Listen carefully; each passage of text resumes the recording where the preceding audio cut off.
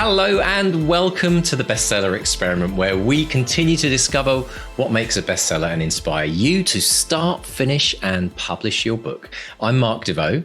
And I'm Mark Stan. A big thank you, as always, to you wonderful people who keep this podcast on the go, which is our patrons over on Patreon and our academics on the Bestseller Academy. So if you want me or Mr. D as your one-on-one tutors and you want to be part of an amazing community, it's going to help you finish that book, pop over to academy.bestsellerexperiment.com for the academy there. And if you want to support the podcast, go to bestsellerexperiment.com/support. Now there, you're going to find a whole smorgasbord of wonderful stuff. We've got hundreds of hours of extra deep dives. So if you sign up as a chart topper supporter on Patreon, you're going to have access to deep dives on TikTok, on ADHD for authors, on screenwriting, on blurbs, on all sorts of amazing stuff. We had the MD of Bookature. We were talking about Chat GPT. I'm recording this week about SEO, search engine optimization, which is amazing, which is one of those things that just makes you more visible online. So all this amazing stuff that we don't normally talk about in the regular podcast and we focus on like a laser beam in our deep dives, pop over to bestsellerexperiment.com support and check it out. A big thank you to our new patron this week, Rose Keating. Hello, Rose. Thank you so much for your support, and thanks to everyone who's ever supported this podcast. Absolutely. Mark, you get bonus points for slipping in the word smorgasbord. I think I love words I've just like won that. a bet. I was going to say, we should ask listeners to send us really bizarre, like multi-syllabic words, yes, foreign words, yeah. and challenge us to slip them in somehow into an episode. Right, I think that'd be a lot of fun. This is a patron or academy only thing, right? If you're Definitely. a patron or academy, you've earned the right to ask us to slip in a strange, no swear words, just a strange, weird word into an episode of a podcast. So yeah, send us that right now. And then what we'll do is at the end of the episode, we'll reveal what the word was and give you the definition of what it is when you think, what on earth are they talking about? And we can all grow our vocabulary together. Brilliant. Well, there you go. There's a little service for writing. Definitely. Mr. Stay, you've had a fun week at MCM Comic Con again. A week. It was only one day. It wasn't a week. It was just one. It felt like a week because it was exhausting. We had a panel on Unwelcome. So me and John, the director, and Paddy, our VFX guy, and actors and stuff. We were up there. Rick Warden and Paul Warren, who played Red Caps, we're up there doing a whole thing about the movie, which was really good fun. Then I had a bunch of panels with other authors that I moderated, and that was huge fun. It's just so great to make new author friends and meet old author friends. Speaking of which, Ben Aronovich was there as well, who causing havoc, no doubt. Well, when he turned up, he sort of looked at me and went, "You again?" Nice. Now he also said, "You're a shameless self-publicist." Now, to be fair, I have interviewed him 3 times in the last year, but his publicist asked for me, right? So he clearly didn't know I was going to be there. So he's like, "What the hell are you doing here again?" I was, "Well, apparently you asked for me." He says, "I don't know. People just tell me where to go." But it did make me think, because Ben is one of Gollantz's top earners, if not their top earner. They will lay on stuff for him to go to. You're going here, you're going here. I think he'd just been to Germany. He's just been doing all sorts of incredible stuff. Whereas me, I'm, poor little thing at the lowest rung of the ladder. I have to pitch myself for this stuff. Totally. Otherwise, I'd be sitting at home waiting for the phone to ring. The irony is, I am a shameless self-publicist. Yeah, but the irony is Ben's team does more publicity than you could ever do. So he does tons more publicity. It's just he doesn't have to do it himself, which is very nice, obviously. He's got someone else doing all the phone calls for him.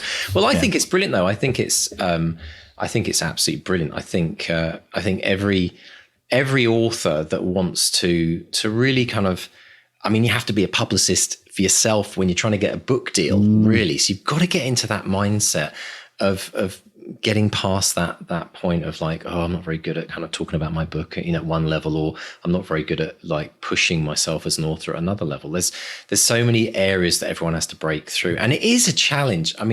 It's the number one thing I often hear when I coach people is they say, how do you promote yourself without it feeling kind of egotistical or that you're bigging yourself up? And we've talked about this before, this idea of like separating yourself from your role as an author, as your profession, vocation, whichever you call it, as a writer. You have to, and ultimately the biggest tip I always give people is remember why you're doing it. You know, the main reason you're doing it is because you want people to enjoy your book and to share in what you've written. And that's a very philanthropic thing to do, right? If your book changes someone's life, they're going to be very grateful that they found out about your book through the publicity that you did for it, whether it was directly, indirectly, at a show, by a friend of a friend, whatever. I mean, it's about stepping out of the way of ourselves and letting our books get out there, and we're promoting our books, not ourselves as well. That's the big thing, isn't it? Yeah, I told you that story once, didn't I, of Wayne Dye when it's a good one to recall, I think, right now. I think it was a few years ago. He was doing really well. His books had been New York Times bestseller, like book after book after book. And he was touring, and he called his wife. This is back in the day before internet, where you could kind of just look online and see where you were in the charts. And he called his wife and he said, "Oh, I'm just calling in. Have you checked the New York Times list? Is the new book?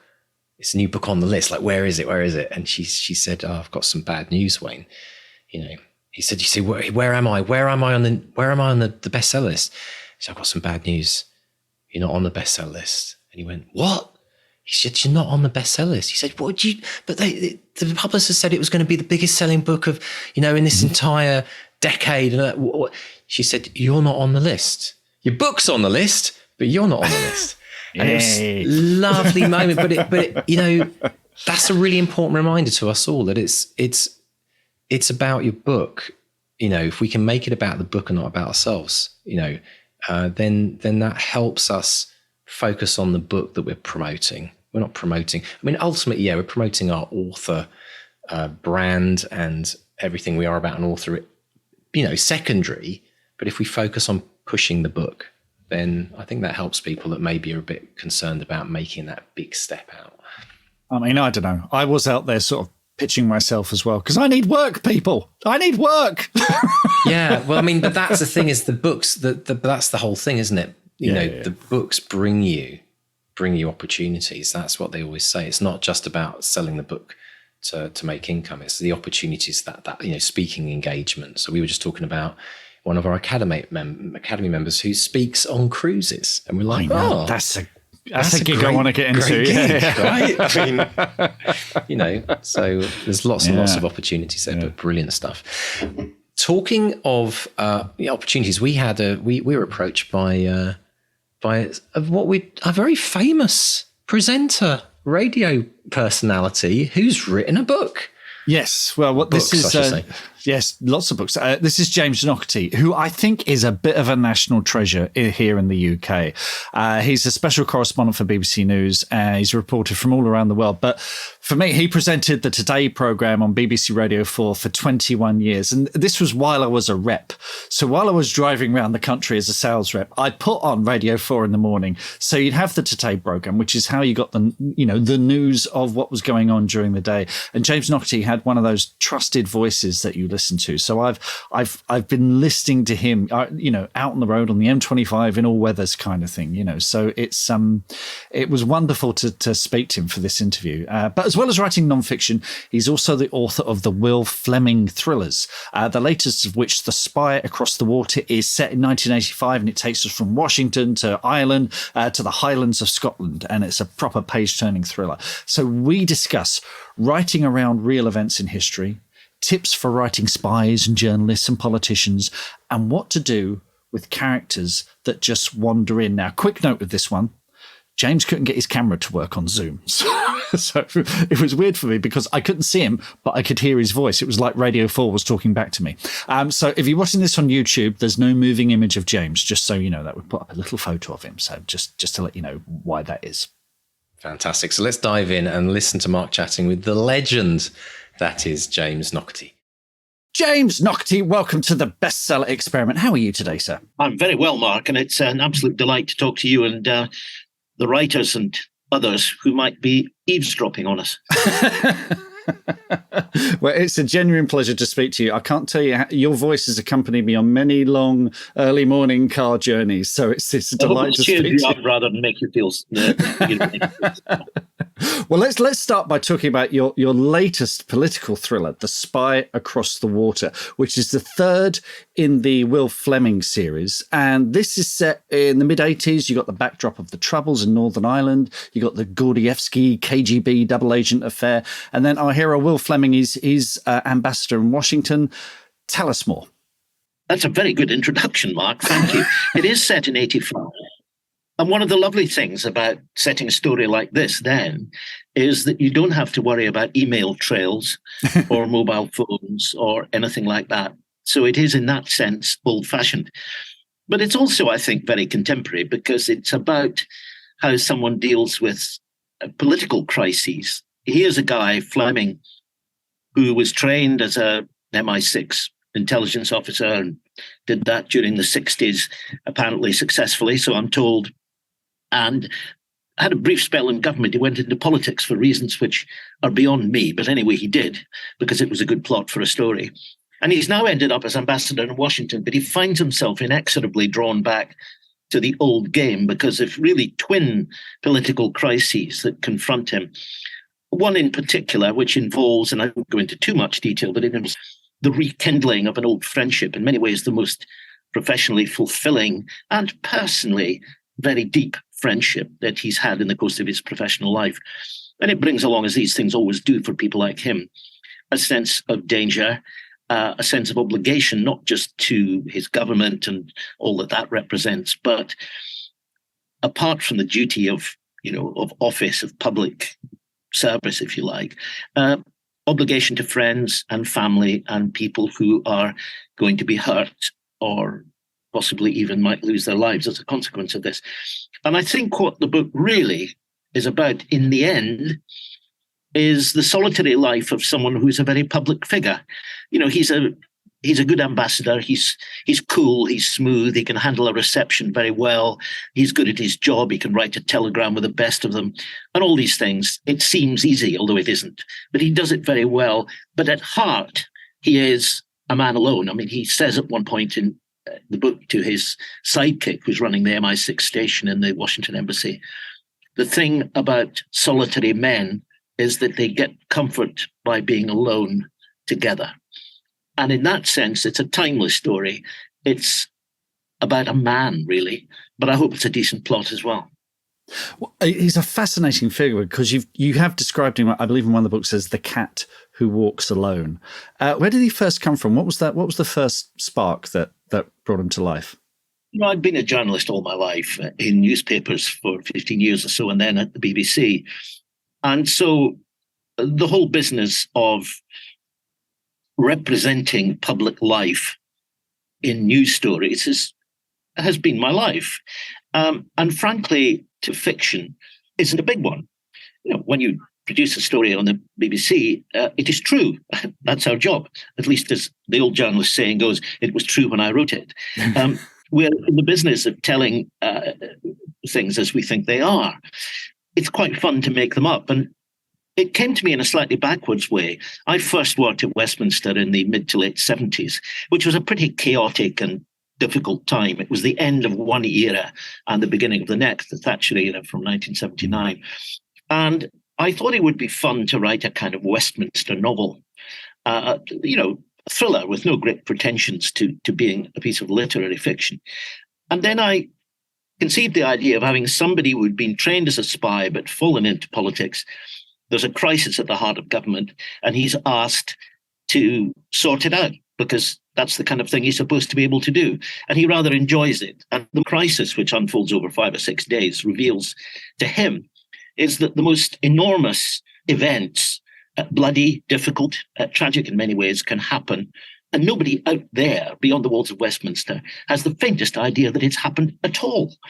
And that brings you to the essence of Flemyng, I think, and people in his trade, to me, and it's why I think it's fascinating. He lives with the knowledge that all the most fulfilling, thrilling, exciting, daring, clever things that he's done in his life are the very things he can't tell anybody about. And going through life with that knowledge that when you're at your best, it has to be in complete secrecy is, I think, a tension that just makes the whole game fascinating. And I also think that business and journalism have got quite a bit in common. You're scrubbling around for bits of information. You're trying to put two and two together. You're trying to build a picture out of little bits of a jigsaw.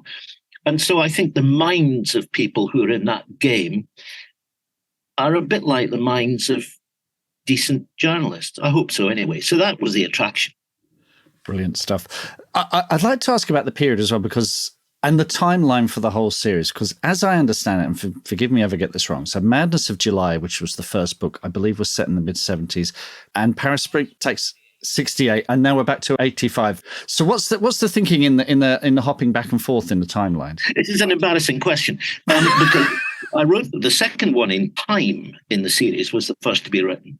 Right. And after I'd written The Madness of July, which is it's an unspecified year, and we don't know whether it's a Labour government or a Tory government. So it's a real setting, but I didn't want to get involved in real figures, because the minute you do that, you end up disappearing down 100 rabbit holes, and you have to explain who's who. But once Flemyng had gone through that adventure, in which there is blood, there is danger, but there is in the end a very successful outcome which he manages, I felt that it was important to explain where he'd come from, because people keep going around in that book saying, oh, well, he was terribly good when he was at MI6, so he can sort this out. Well, if he was terribly good at MI6, it's about time I explained it. Right. So I went back to Paris, and when better to set a book in Paris than in 1968, student uprisings, it looked as if the whole superstructure of the old France was going to collapse.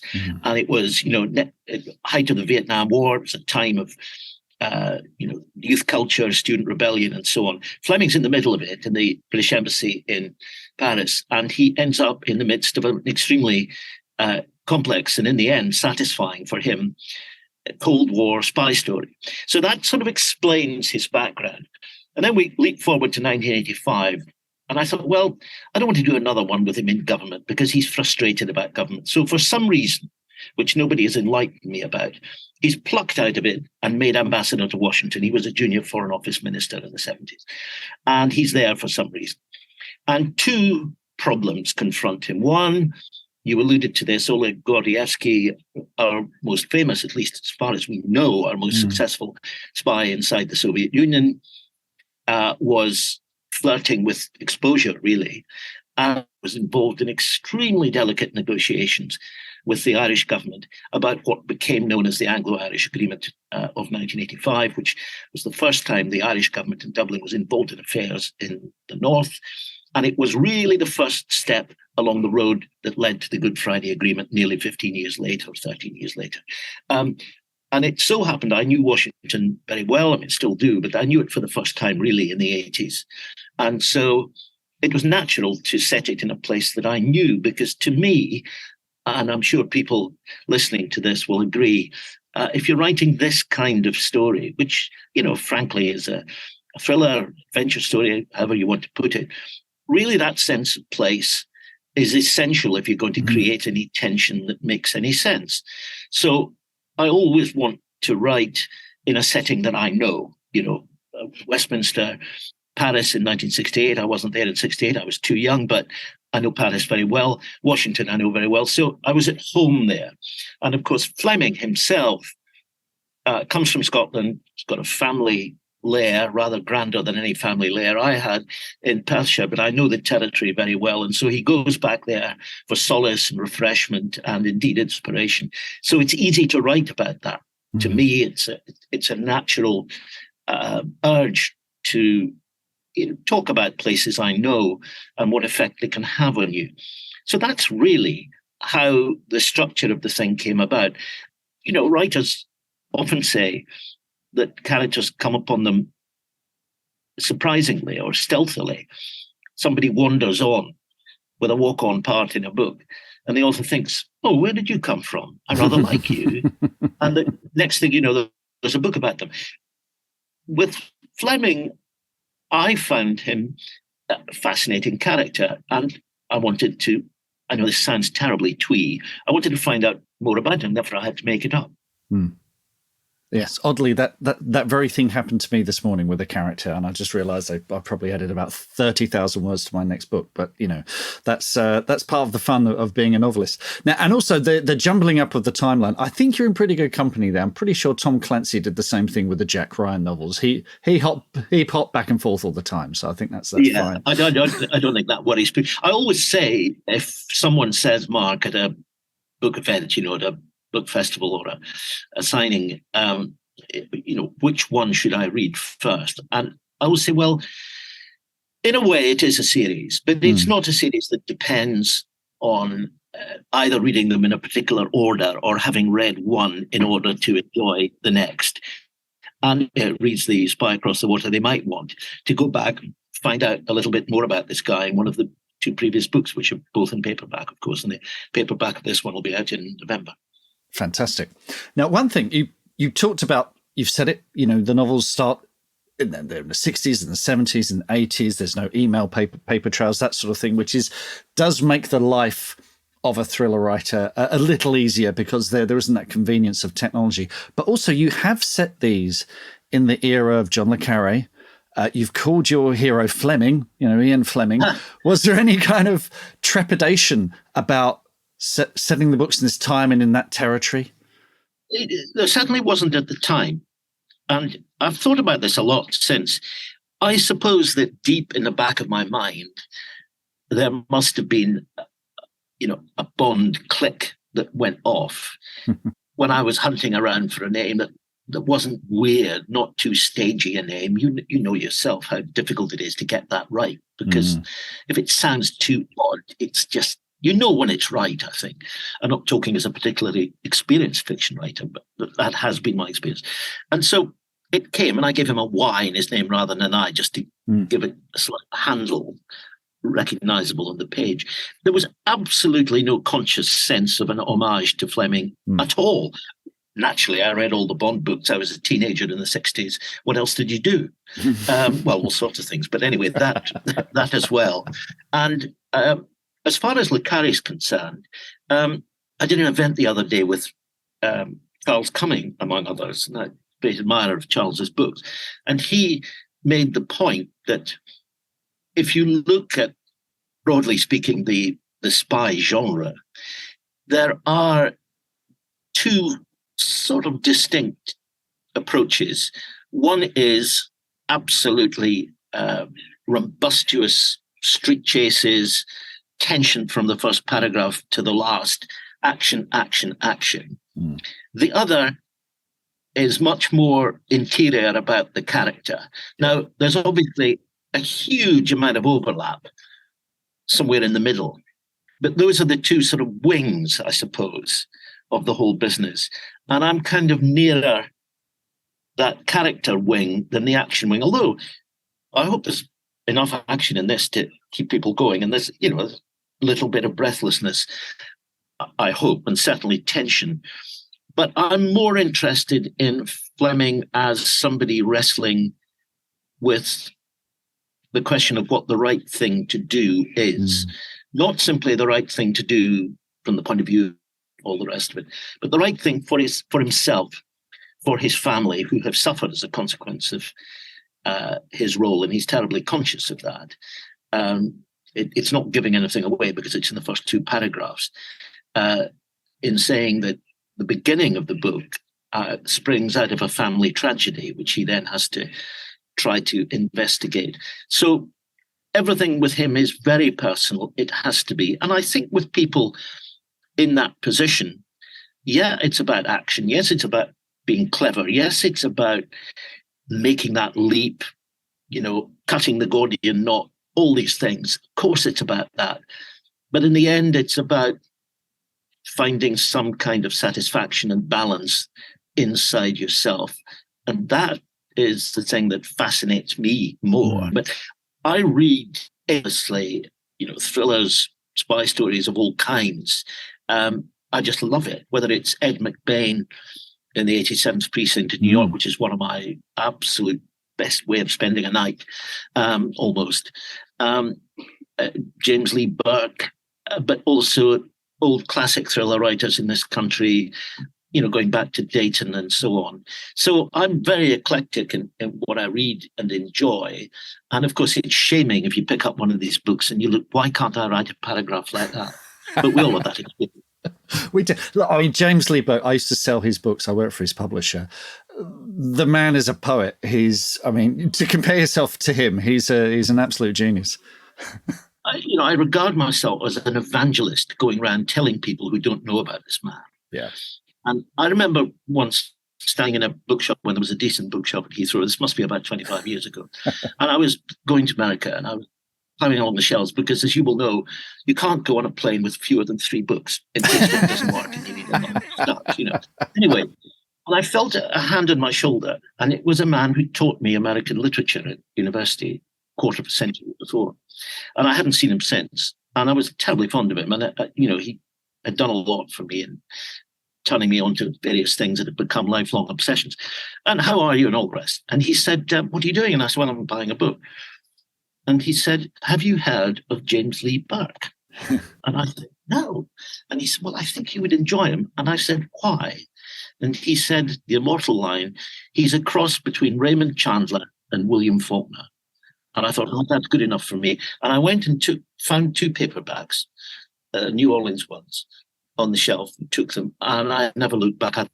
He's a genius. He is. And if people who don't know him, and most writers I think do now, but some of them set in the low underbelly of New Orleans with an alcoholic ex-cop, and others set in Montana, where he lives most of the time now. And the scene setting is incomparable, I think. Well, we obviously agree on this. Yeah. Anyway, yes. So I read widely. Let's talk that sense of authenticity, because this isn't a Bondian fantasy. It does have action in it, but it's very much grounded in the real world. As you say, it ties in with things like the Troubles and the Gordievsky affair. Yes. I believe you spoke to a spy before writing the first book. Is that true? And what sort of did that give you a steer as to the tone of the story? I don't know. I've come across a few people in my time who, some I know, but others I don't, probably work in that world. And I always say to people, you always know if you've had a conversation with a spy for half an hour, because you understand that he or she has discovered everything about you and you've discovered absolutely nothing about them in the course of the conversation. One thing I did discipline myself about was this, that because I knew that the background to this story was a set of real events, I didn't want to get too bogged down in that, because I knew that if I did, I would write about them as if I were a journalist. And I absolutely didn't want to do that. So I didn't ring anybody up. I knew somebody, for example, 2 people, one on each side, who were deeply involved in the drafting of the Anglo-Irish Agreement and all the difficult negotiations between Margaret Thatcher and Gareth Fitzgerald about the Taoiseach at the time, about the document and what it meant. But I realized if I started to open that door and talk to people about what really had gone on, then, I'd be lost. The Gordievsky element of the story is slightly different. Ben McIntyre has written a wonderful account of Gordievsky's time and his escape. And I did talk to the person who had made up Gordievsky's escape plan about 7 or 8 years before it had to be put in place. I don't think he knows that I know that he did, but anyway. Right. So I've come across some of these characters, but it certainly don't have an inside channel to it. And I'm sure there's all sorts of stuff in there that has them rolling about in laughter and saying, well, it's not like that. But I'm not pretending to be authentic, but I'm pretending, I think, to get inside the head of one guy who has this job to do and has this background to cope with. And I think that's actually about character, not about what do you call the guy who's the number 2 in, and all that stuff. So I'm deliberately steering away from being too authentic. The words, for example, Thatcher and Reagan, to people's delight, I'm sure, never appear in the book, although, of course, clearly it's in that period. And the whole action is taking place in that amphitheatre. but you never really know. There's only one real person in the book. Unfortunately, he died in 1987, so it's okay. Right. You mentioned thinking like a journalist there. And whenever we have someone who has an expertise, I like to find out what we get wrong about that as writers. So journalists in particular have a pretty tough time of it, particularly in spy fiction. They're generally nosy, sleazy. They often get, Mick Herron, they get pushed under trucks and that kind of thing. It's yes. What do we get wrong about journalists in our fiction, and what could we do better? It's a really good question, because I've often observed that when you get a political drama on television, not talking about fiction on the page now, but televised fiction, there are two things that never quite seem to work. One is any scene that is set in the House of Commons with people standing up and waving order papers and shouting, "Here, here," or "Shut up." It's always just not quite right. Mm-hmm. The other thing that I think is consistently wrong, and I'm not sure why, if you get a crowd of journalists outside somebody's house, doorstepping, whoever it is, Jeremy Thorpe. Actually, the Thorpe saga was better done than almost any other political drama on television I've ever seen. But it somehow doesn't seem real, and I'm not sure why that is. The problem is that it comes in all sorts of different guises, to state the blindingly obvious. If you look at the case that's going on at the moment, the Prince Harry, Elton John phone hacking case, you hear some pretty extraordinary stories about, 11,000 requests from one newspaper to a character who used, shall we say, rather underhand methods to get information, including raking through dustbins. There's that end of the business. And then there is a sort of rather egg-headed intellectual column writing end, and one of those turns up in Paris Spring, actually. Mm-hmm. And so I think the key with journalism is to represent it through figures who simply are what they are, but don't represent a whole trade any more than a particular politician can be held to represent all the doings of that, because that would be absurd. I think what people sometimes get wrong is that they try to suggest that this is representational of the whole game. One of the things Le Carre did brilliantly, I think, was that not just with journalists, but with others, he would have one figure who loomed up, Jerry Westerby in The Honourable Schoolboy and Tinker Tailor, for example. Yeah. And you just think that's absolutely right. The scene where he and Smiley get together in the old bar downstairs somewhere in Fleet Street is just, it's pitch perfect. That's the way he would speak. It's what he would do. And he is nothing except himself.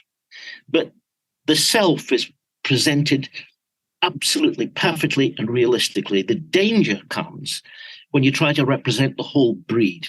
Mm. And at that point, I think whether it's journalists, politicians, any other class of human being, you tend to run into trouble. Some people can do it, but very, very few. Now, I think it's about getting an individual character and knowing, this, knowing when it rings true.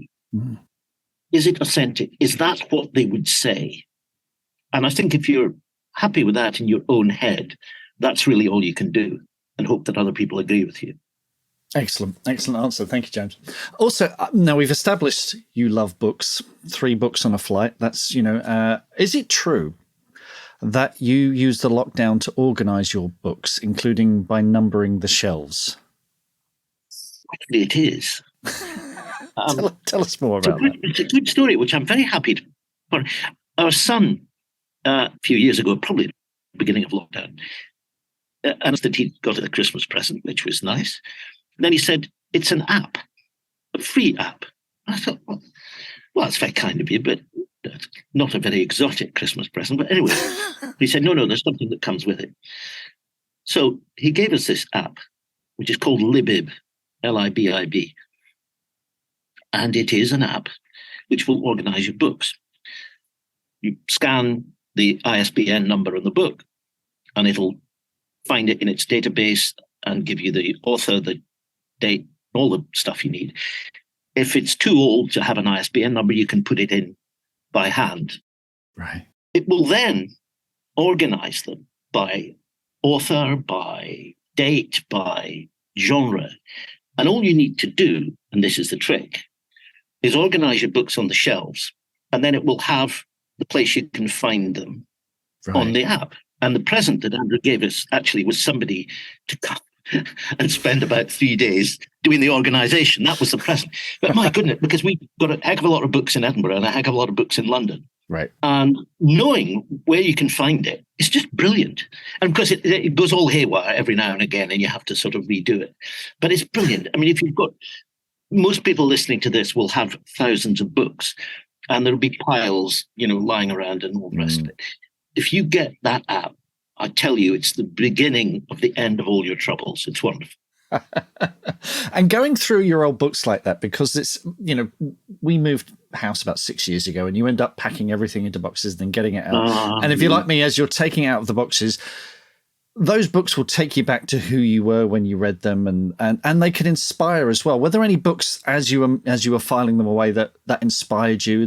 Yes, constantly. And I've got exactly the same experiences as you. And I'm sure many people listening know this. You find a book, from school days, for example, you can open it and you know what's on the next page. A child's book, my copies of Treasure Island and Kidnapped and so on, which I grew up with, I can turn and I know what the illustration is on the next page. I know the smell. Student books, books that I remember coming across a book in the course of this great activity that I'd read on a long train journey, and it brought it all back. Copy of I remember reading Lord of the Rings on a Greyhound bus as a student in America in 1970. It's the first time I'd been there. Went round the country, which we all did in those days, with 3 friends on a Greyhound bus, literally coast to coast and north to south. And I read The Lord of the Rings for the first time. And I came across one of those big ones, and it I could smell the Greyhound bus on it, almost literally. Not very nice. And so I think they're friends. And that's why people say, well, why don't you get rid of a book X or book Y? And sometimes you just can't. Okay, if it's one you didn't like and you only got halfway through it, you didn't think much of it. Okay, that can go to Oxfam. But I probably, like you, Mark, I've got the experience of going up with a sort of wheelbarrow every now and again, feeling proud of myself, to Oxfam. And then you go in and you think, oh, that looks quite interesting. Buy it. And then you take it home and you discover it was a book that you gave Oxfam the last time you were there. Anyway, but they're friends, and you touch them and you feel them and you smell them. That's what a book is. We've all talked for the last 25 years about electronic publishing and so on. Personally, I don't get on with reading on screen. I know plenty of people who do, with great pleasure. It's fine if you can do it because it's so portable. Personally, I still like the old book. And even if the spine is falling apart and so on, one of the reasons I love American publishers, because I think their book design and all the rest of it is far superior to ours in general.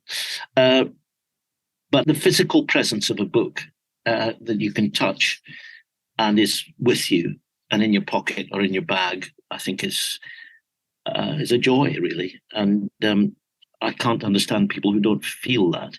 There we are.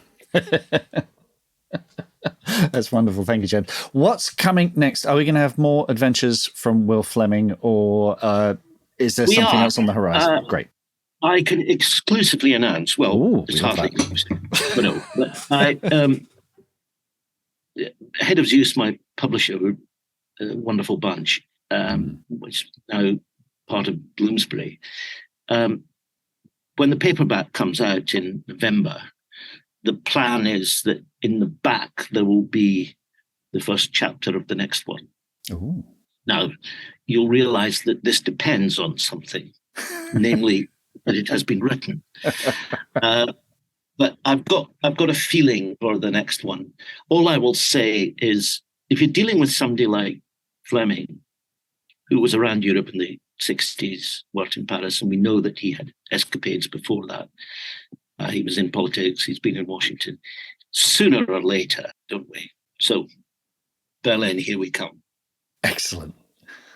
James Naughtie, it's been an absolute joy speaking to you. Thanks so much. And folks, The Spy Across the Water is out there now, as well as The Madness of July and Paris Spring. Lap them all up. You won't regret it. Absolutely fantastic reads. James, great speaking to you, and hope to speak to you again soon.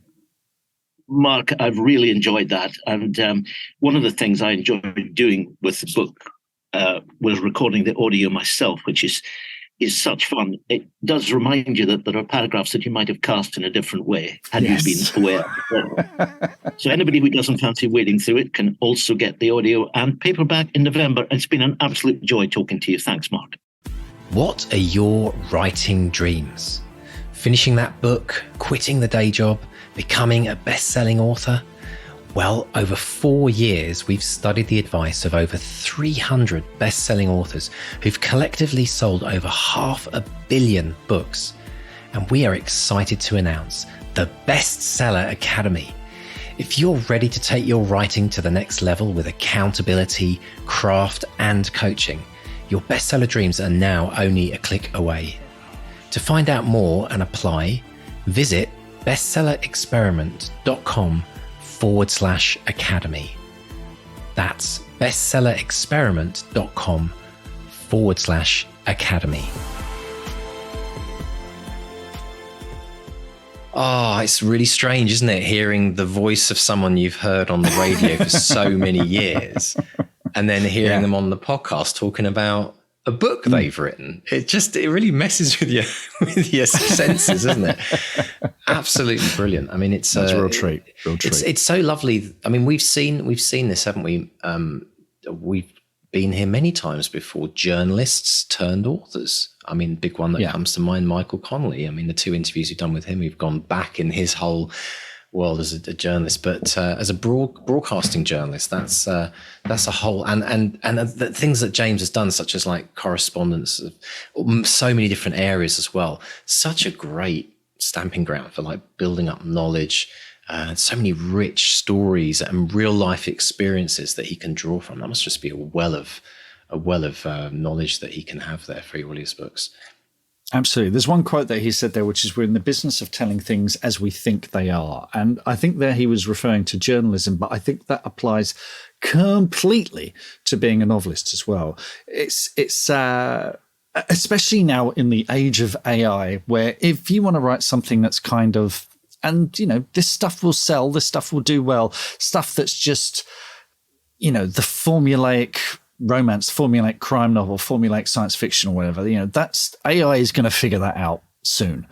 Whereas if you have a voice, if you have a position in the world, if you have a take on things, I think you are setting yourself up to be a voice for the future and a writer. So I think you do need to, like a journalist, you know, you're searching for nuggets of truth, but you're also looking for an angle, and you're looking to put your voice out there. And he also talked about finding some kind of satisfaction and balance in yourself. And I think that also comes from being a writer. This is us trying to figure out what the world is about, figure out to present the world as we see it in the form of a story and characters and adventures and these situations. So I think it's more important than ever before to find your voice, develop your voice, be you, and be weird. All right. Be strange. All those little things that we think no one else is going to be interested in. Those are, strangely enough, the things that often turn out to be universal, but also make your voice distinct and make you stand out. I mean, you talk to agents and publishers, and that's what they'll tell you over and over, is what they're looking for is a voice. So yes, you know, AI can string together a sentence, and there are hacks out there who are going to take chunks of AI to put together a novel, but they won't have anything to say. They won't have a voice. They won't have that unique little thing that makes us go back and reread. You know, James was talking about reading Lord of the Rings, you know, and we were talking again about going back and reading books that we've loved in the past and things like that. And James Lee Burke, you know, we're just eulogizing about James Lee Burke, who is a brilliant prose stylist, but also writes great thrillers as well. By the way, if you want to start with a book, start with Tin Roof Blowdown by James Lee Burke. You'll You can thank me later. So yeah, this is what we love about authors and stories, having that unique voice that no one else. I mean, we were talking about before recording using ChatGPT to sort of mimic ourselves, and you remember just speaking of Ben Aronovich, we had it do an episode with Ben Aronovich, didn't we? Or Julian Barr did that, didn't he? He sort of they asked in the voice of Ben Aronovich, and it was around like writing outlines and just to kind of see what it created, and it managed to draw and it was a parody. It was a parody, but it wasn't him. It wasn't Ben. Ben will surprise you. Like I say, I've interviewed him 3 times in the last year.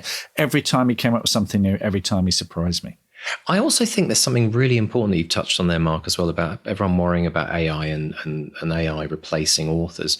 But the thing that I don't think AI will be able to do is carry through that voice. So, for example, when we think about our favorite authors, we buy their books not because the premise of the book sounds great or it's got a lovely cover or title. We buy it because we loved their previous book and we loved them as an author. Absolutely. And the voice carries through each book.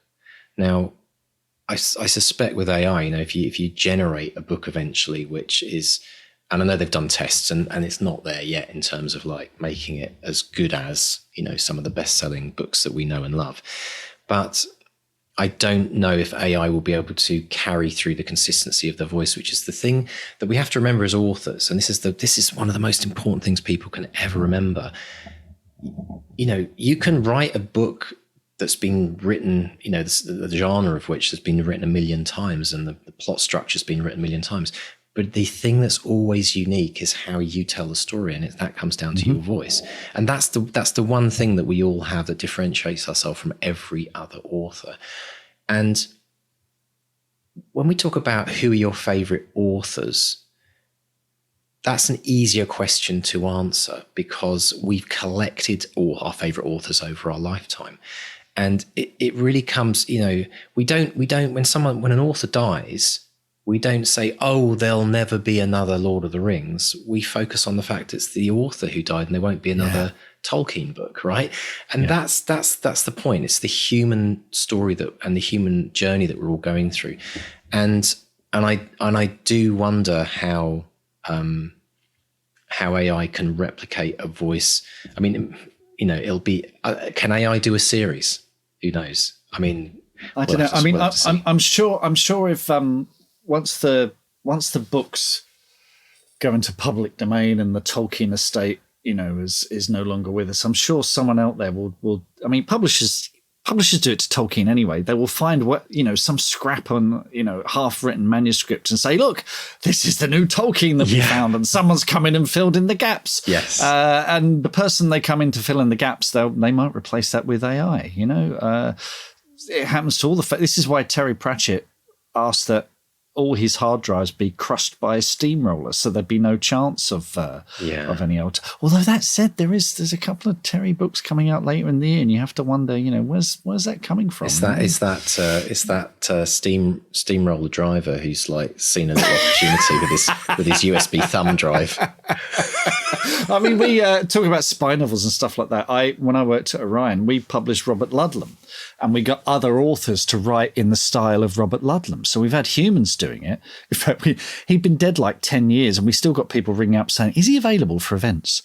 But it's the brand value. Wilbur Smith died last year, but just before he died, he signed a 10-book deal with Bear Macmillan, and those books are going to come. In fact, I know the author who does them. This is sort of going on anyway, but there's an acknowledgement that it's not the real thing. But people do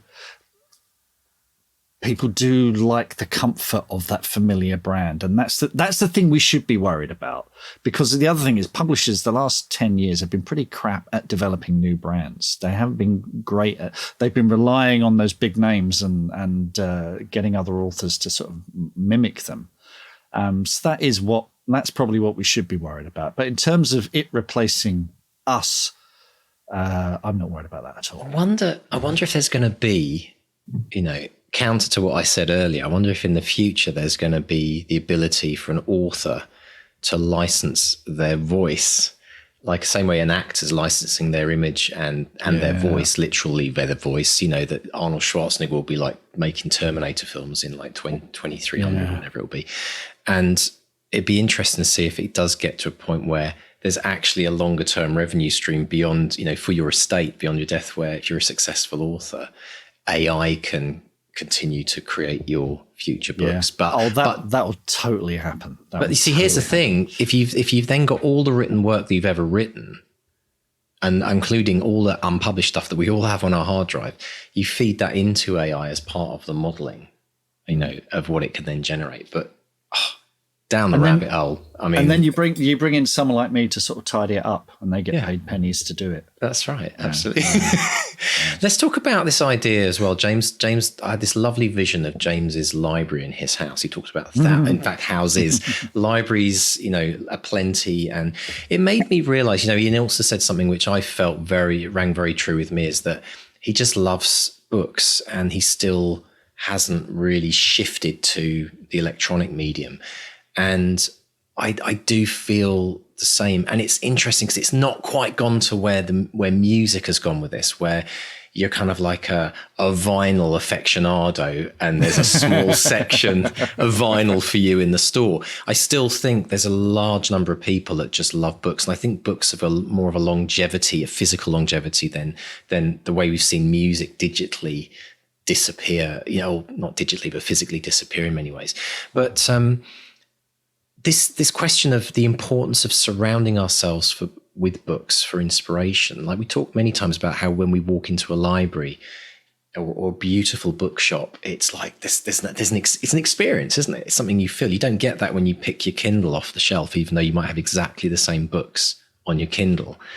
So how important is it for us to keep ourselves surrounded by books as writers, do you think? Well, if you're watching this on YouTube, I'll have an obvious bias because you just have to look behind me.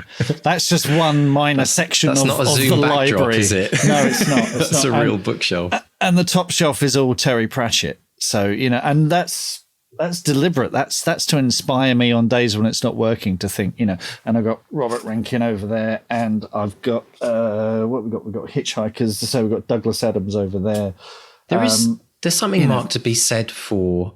And this is me going off on a kind of a bit of a spiritual tangent, but I do believe that we in our whatever we print, whether it's words in a book or music on even a digital MP3 or a stream or a download, but anything that we put into something and it gets replicated, there's a certain energy, if you like, that's stored even within that replication, and that's the experience of what we feel when we walk into a room full of books.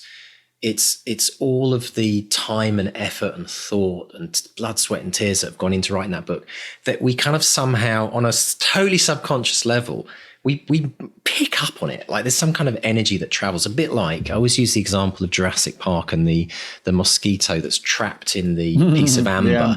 Right? And it's stored there for like millions of years. And I think of like so for example, if I write a piece of music and 10 years later, it makes someone cry who listens to it 10 years later. Like how is it still having that effect? It's something about the emotion that's in that piece of music that affects the person, the emotion in the words that are written in the book that affects the person. But they're all stored in this little mini suitcase and they're on your shelf and because I feel different when I walk into a library. I'm just like, I feel this kind of like, wow, this is like an amazing collection of work.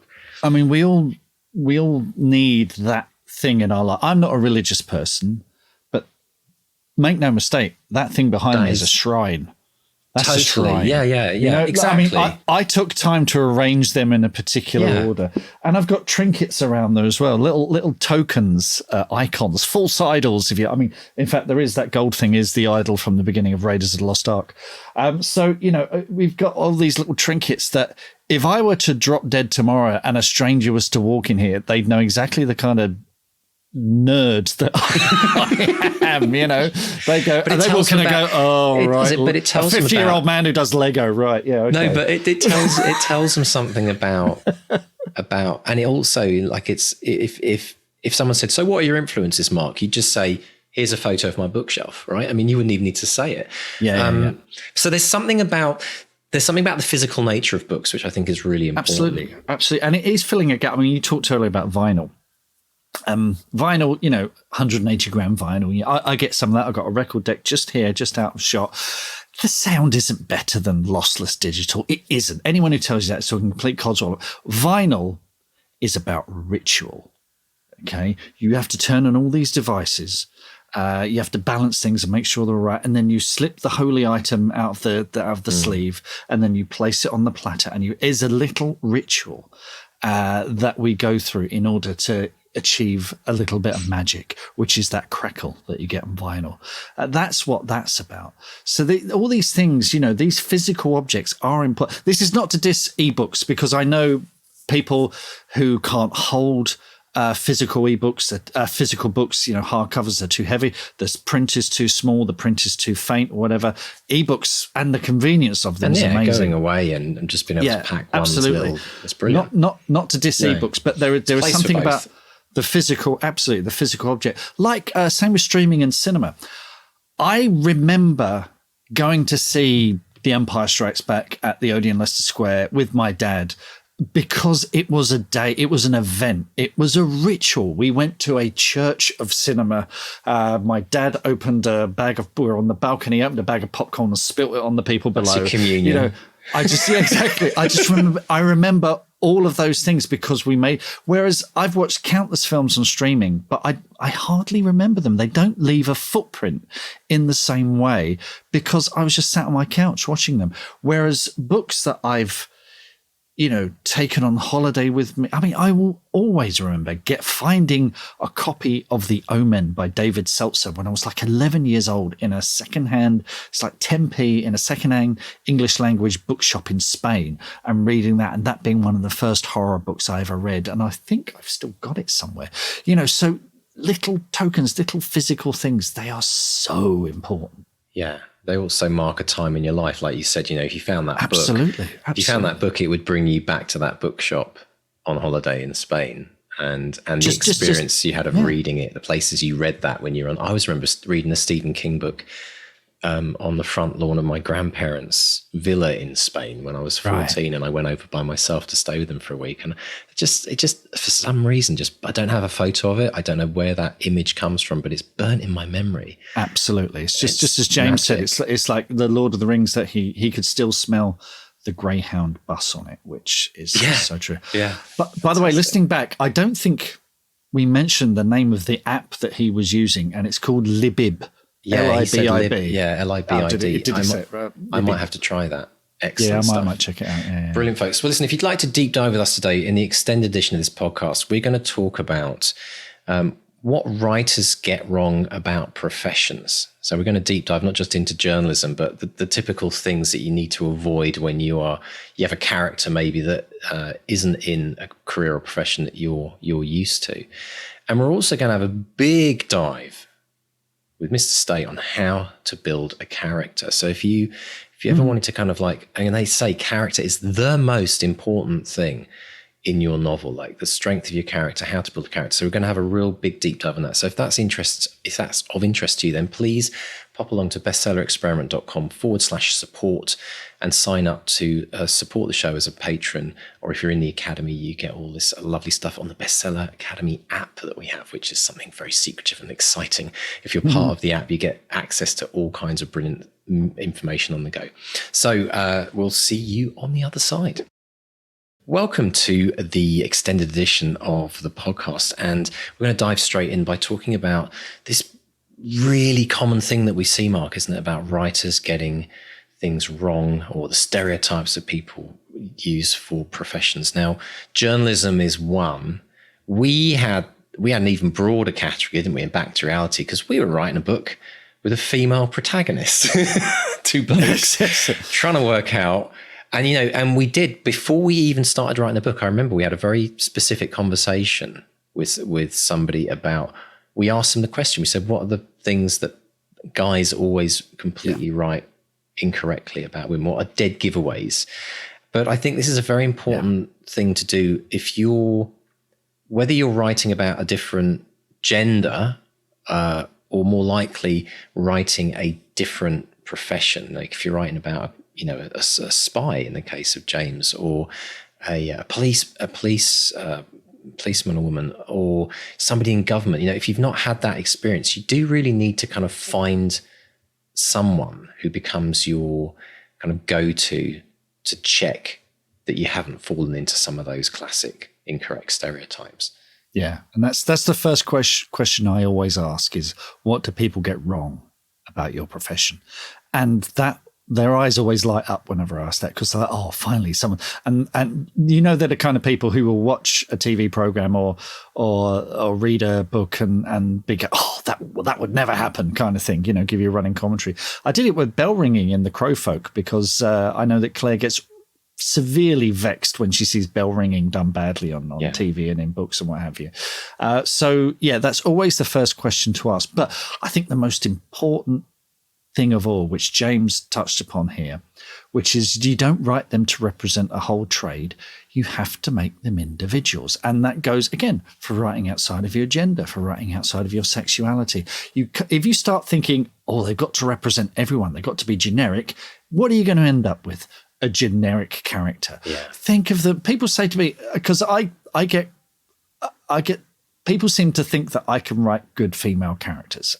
And part of that is because I worked a lot with Claire in theatre. It's my wife Claire very early on, and she would give me pointers. But also, I'm also determined to make each character just an individual with a goal that they need to achieve. And gender and the job and their politics and their beliefs and all of that stuff is all part of the mix, but it's never the whole.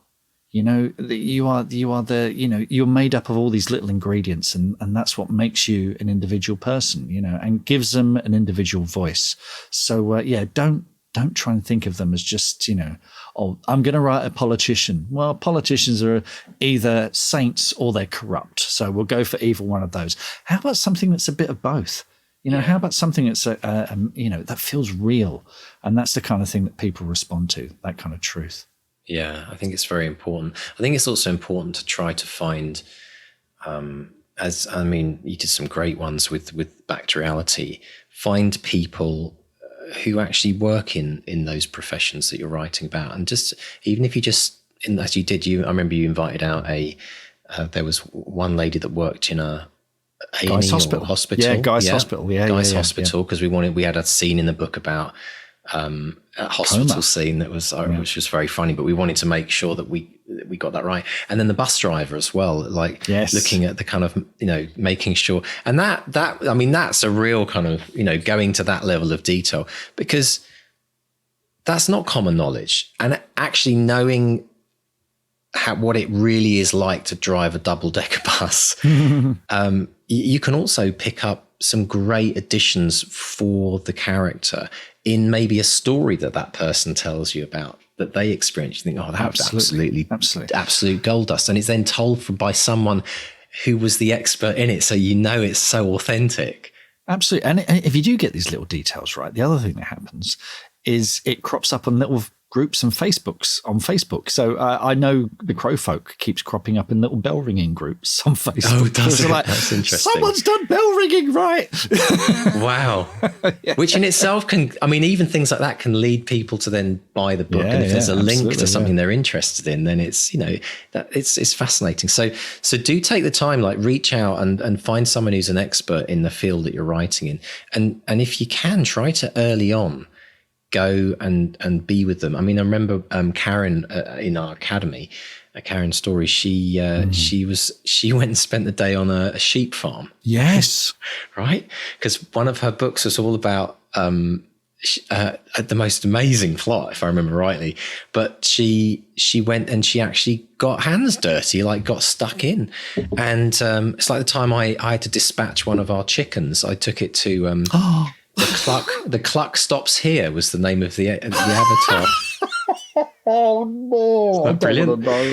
And I walked in there, and I had to. They were a couple of roosters, too many roosters, and I had to bring them along. But I took them to the door. It's like a little organic place just locally here. Lovely kind of people, and very caring. It's proper, like going to a vet's almost. It's weird. But and I said to them, I said, how does it, like, what do you actually do? Like, I leave them here at the door. And the guy said, he said, do you want to come in and have a look? And I'm like, yeah, actually I would, because I was fascinated by it. And I kid you not, Mark, I ended up putting on like the gloves, the white. And he said, well, do you want to do it? And I said, well, I'm kind of paying you to do it, but yeah, I would actually like, and I went through, this is mad, but I went through the entire process from taking the birds out of their cages to doing the deed, but then plucking the feathers and then removing the organs. And then I had to pass it to a guy who was part of the Canadian food standards. They have to have an official checks the carcass, check it before he says, yep, this one's good, or no, that one can't because it's got spots on the liver or whatever. And then even, Mark, going to the machine where I wrapped it, an automatic machine that wrapped it in cling film, weighed it, printed out the sticker, showed how much it would cost per pound, and then walked out the other end with this bird. Like, I mean, it was every single part of the process. And you know what? I had so much more of an understanding now as to how, and I have so much more respect for my food. And to me, I know there might be some people who, against eating meat, and I totally respect that as well. But for me, it was about respecting that chicken's journey all the way through, because I think, if animals give their life, so that humans can eat them, then I think we have to be completely respectful of that. So to actually understand that process. But if I now needed to write about the cluck stops here from Cluckingham Palace or wherever it was, I could genuinely, I went through all the emotions of every part of that process, and I could write a genuinely, realistic, say, story or short story about what it feels like to do that. And that's something we've talked about before, about having your story radar on, of being the kind of person who says, yes, and, take me there, let me see that, because you never know when this stuff's going to crop up. I remember I went to Los Angeles not long after Robot Overlords, and I remember my accountant saying, don't do any sightseeing because then it's not a business expense. I said, but, I'm going to explore. I have to explore. I have to go around and explore. And weirdly, half the locations I visited in LA ended up in Back to Reality, because it was, of course they did, yeah. When we and talked that was about, years before, wasn't it? Yeah, we could go, let's go to Griffith Observatory. I've been there. I know what it's like. I've got photos of it. You drove on the Big Sur, didn't you? Because we were drove up to Big Sur, yeah. Right. Yeah, it was totally inspired by that. So you never know when this stuff's going to be useful. So in other words, authors, your entire life is tax deductible. Don't worry. But here's the thing though, like what other profession or hobby can you ring up a sheep farmer and say, do you mind if I come and hang out with you for a day? Why is that? Well, I'm writing a book. Oh yeah, come on in. It's like you've got almost like open door to go and like we talked about, we've had authors who've talked to CIA agents, and I mean, you'd never get the chance to do something like that. But the minute you mention you're writing a book on it, it's like, oh yeah, come on in, please. I tell you what I also did. I don't know if I've said this before, but in Elephant and Castle in London, okay, there's an art institute there where they have Stanley Kubrick's archive. Okay, it's not on public display. It went on public display at Somerset House at the Design Centre a few years ago, and you had to pay a lot of money to get in to see it. But me and a couple of mates said, we're writing a book about Stanley Kubrick. Can we come in and see the archives? And they opened up the archives to us. And there was the script for his unmade version of Napoleon, the script for The Shining. There were props, there were storyboards that we were able to, we had gloves on and everything, but we were able to look at. Because they thought we were writing a book. Actually, cheeky bugger. Well, to be fair, I think my friend Steve was thinking of writing a book. Yeah, well, that's legit. We tagged along. But yeah, it's amazing what you get. We should set a challenge. We should set a challenge, Mark. No, we're going to get someone arrested for trespass.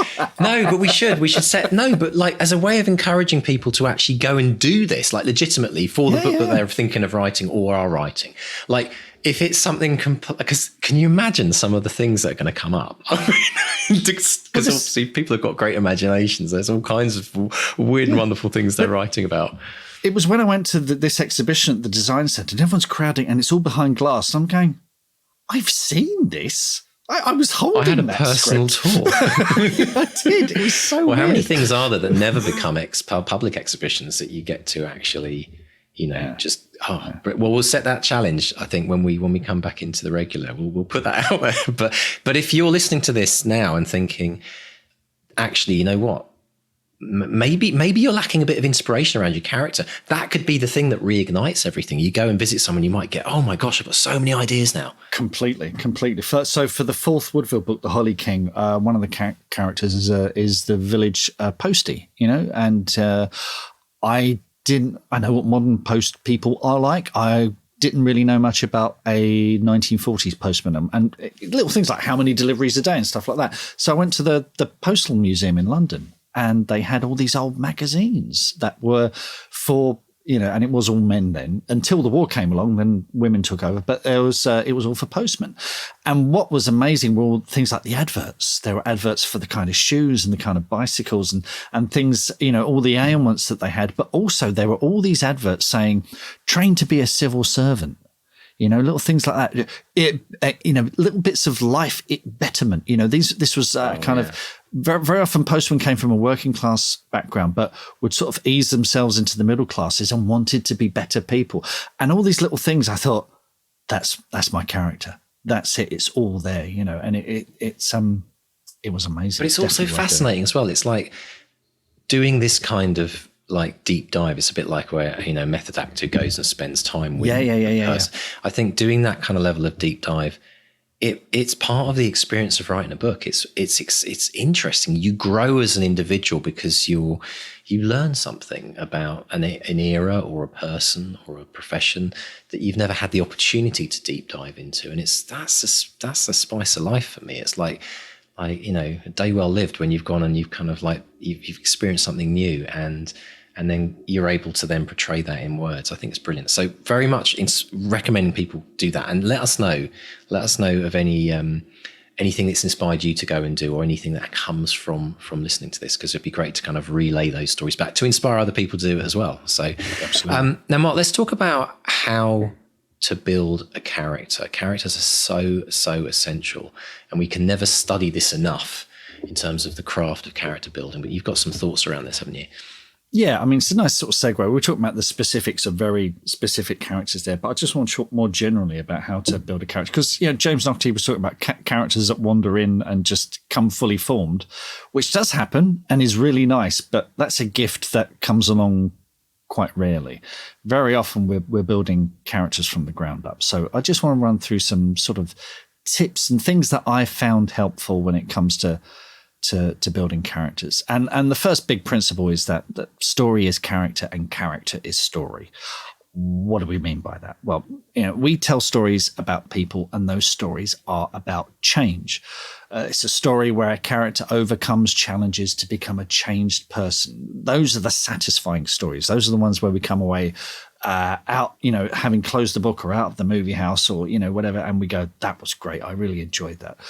Even in a series where the protagonist doesn't change fundamentally, so you've got maybe a detective solving crimes in a series of novels, they still have some important element of their personality that's challenged by the crime that they're solving. So change is a really, really essential element of both story and character. So when you're thinking of a character, particularly a protagonist, ask yourself, whose story is this and how do they change? Okay. And to answer the second question, how do they change, is to know the end of your story. I'm not talking about the mechanics of the plot, someone, solves a riddle or what have you, but I'm talking about that big emotional arc of the character.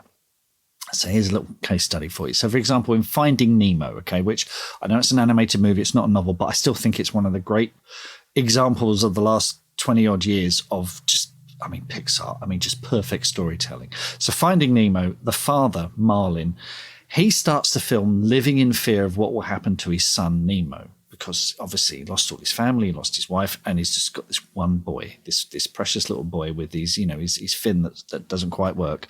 And it's Nemo's first day at school. And Marlin says to his son, I promise to never let anything happen to you, Nemo. And it's a totally understandable, relatable fear.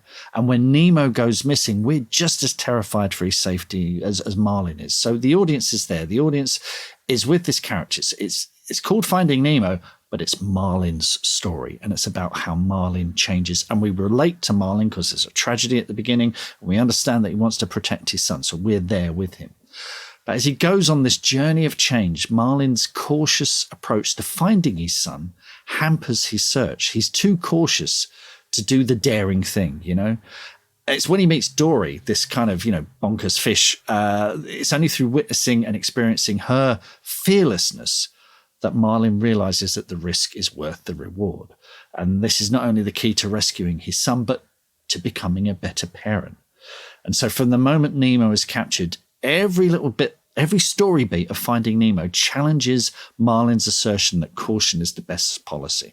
So this idea that your protagonist inhabits a thesis that will be challenged by the story, that is absolutely key to creating your lead character.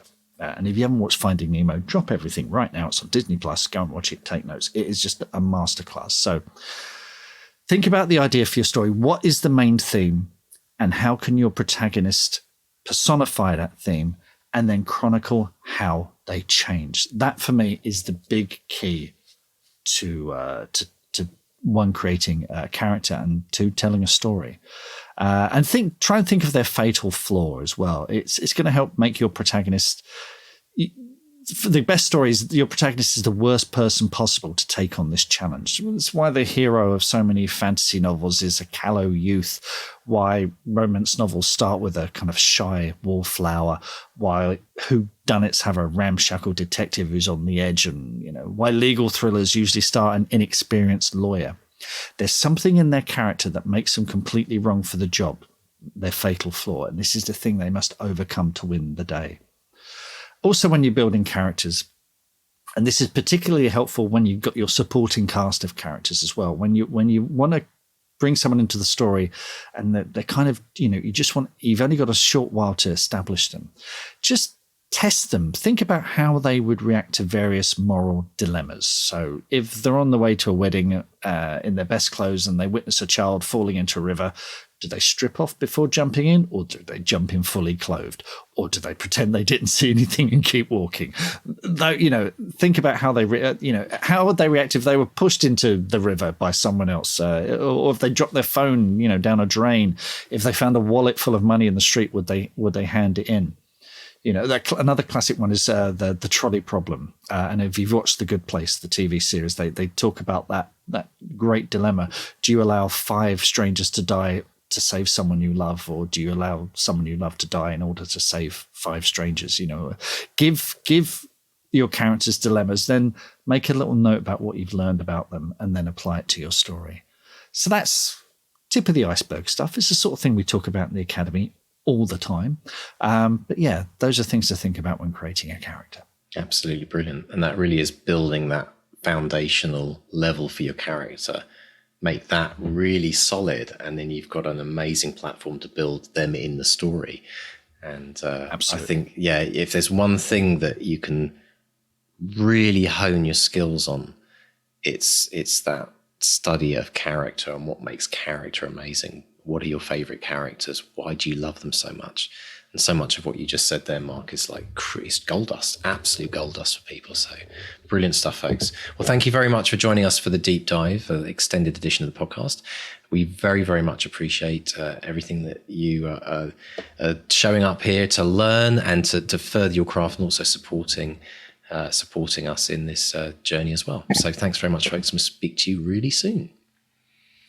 So, Mark, that was the extended that we just did, and in it, something came up. We were going to challenge people, and we want to share this with everyone because it's too good to keep the extended alone.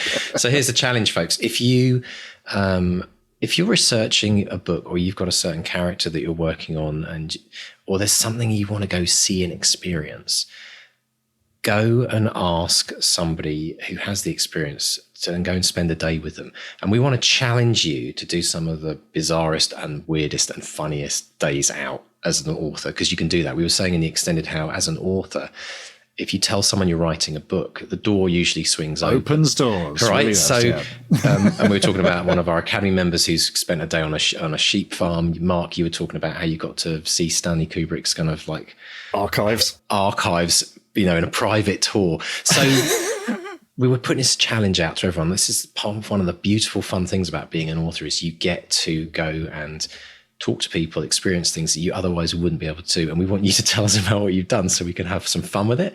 But also, stand back, I'm a novelist. Exactly, right? Exactly. But we also want to inspire other people to do this as well, because we think authors spend too much time on their butts in their little room and not out in the real world kind of gaining some amazing experiences. This is a open card that we have. So yeah, let's make the most of it and see what we get from that, folks. But now, Mark, social media this week, we've got some exciting stories happening, haven't we? Well, Bill Group, who is part of our academy, William Group, rather. We call him Bill. Well, it's, we're all friends in the academy. So. Yeah, absolutely. He's saying, taking a feather out of Mr. Stacecap, I decided to start selling my books on my website.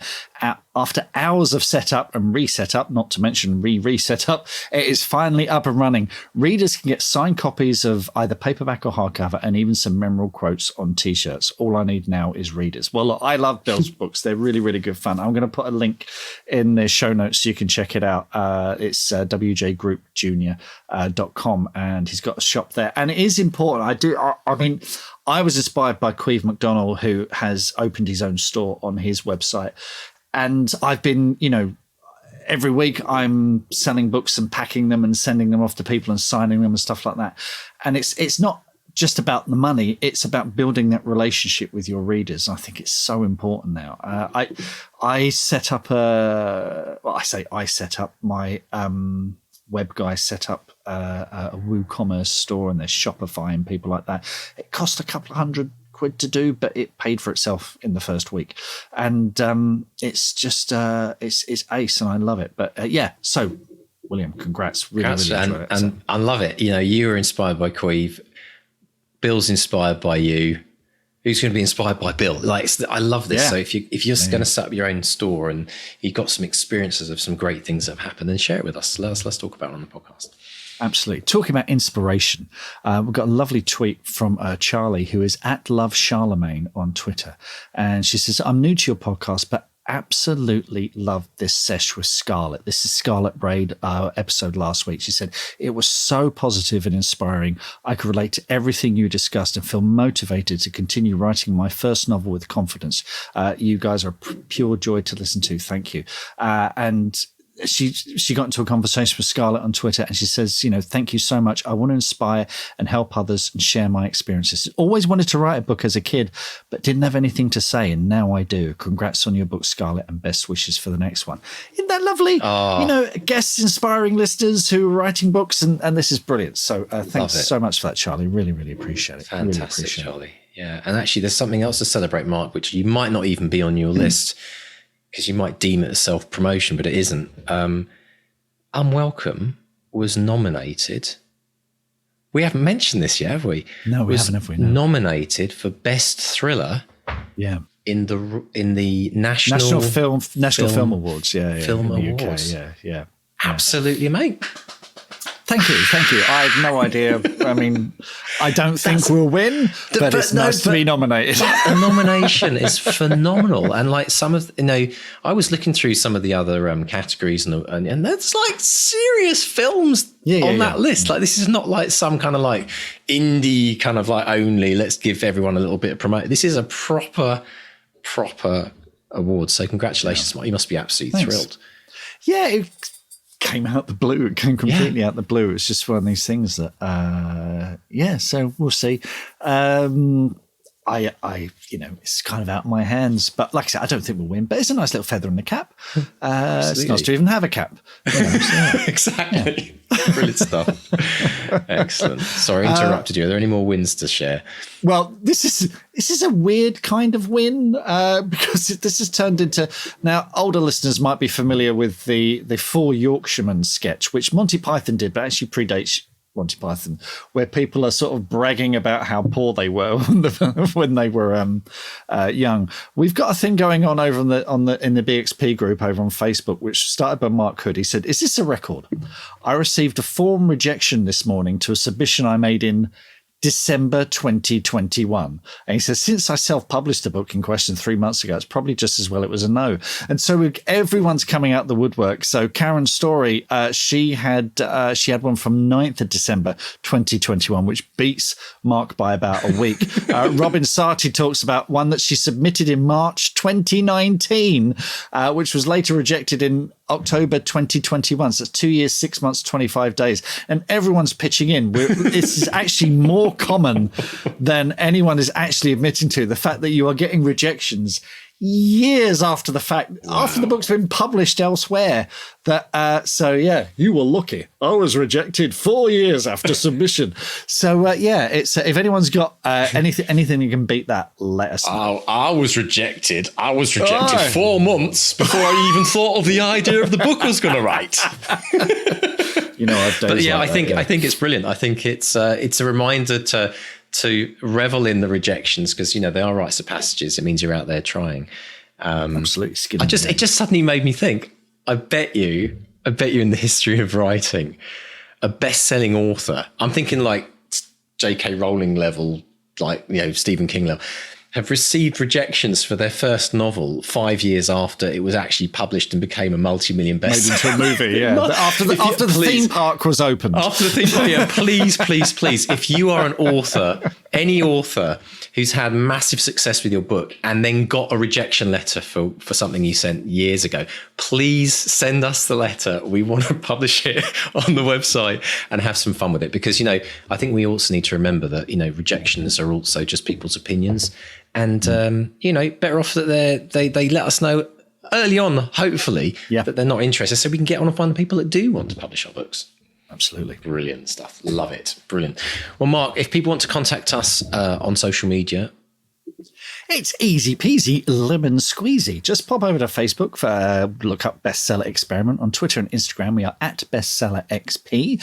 And pop over to bestsellerexperiment.com. There is a contact tab there where you can email us. And if you've enjoyed this episode, if you've been inspired by James Naughtie, by Scarlett Bray, by any of the guests that we've had on the podcast, then give us a rating, subscribe, give us a little review wherever you get your podcast from. That sort of thing helps us a lot. And a big thank you, as always, to our editors, JD and Dave. Absolutely. And if you would like to get a weekly update on the podcast, what's coming out, what we learn, and what you can learn from every interview and episode we do, pop along to bestsellerexperiment.com and click on the newsletter tab, and you will get a weekly update from us. And of course, if you haven't yet signed up to the 200-word challenge, what are you waiting for? Build the habit of writing for a lifetime. 200 words, 200wordchallenge.com. For the free challenge. Can you write? Let's just set you a little mini target. Can you write 200 words a day for 7 days? And maybe, just maybe, you'll write that book much, much quicker than you ever thought. And again, if you would like to join the Academy, if you like the idea of Mark and I being your coaches, you'd like to do some of the 30 plus courses we've got on there, you'd like to get the Bestseller Academy app, access to everything we've ever recorded on the podcast, all the deep dives, all the extended editions, and so much more, pop along to academy.bestsellerexperiment.com to find out more. So, Mr. Stay, thank you very much. I look forward to it again next week. It's a goodbye from Mark 1. And a goodbye from Mark 2. Goodbye, folks.